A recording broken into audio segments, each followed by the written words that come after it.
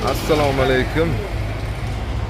Xo'p, navbatdagi tarozimizni yuklab Namanganga qarab yo'l olyapmiz.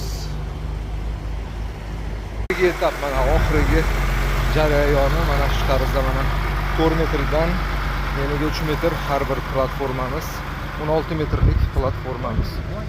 Assalomu alaykum. O'zbekiston ahli mana navbatdagi tarozimizni ham o'rnatib oldik. Voy, o'rnatib bo'lishimizga o'zi salqin bo'lib ketdi bu yerlar. Issiqda o'rnatdik o'zi ham. Barakasini bersin qo'yganlarga. Xo'p, ma'lumotini aytib o'taman. Uzunligi 16 metr, eniga 3 metr, ko'tarish quvvati 100 tonnaga nastroyka qilib qo'ydik. Xudo xohlasa. Kallasi bu yerda turibdi. Akalarimiz mana shu yerga joy qilishyapti, ichkariga kallasini olib olishadi. Xo'p, 5 yil garantiyasi bilan 100 tonnali tarozimiz furalar uchun maxsus bo'lgan.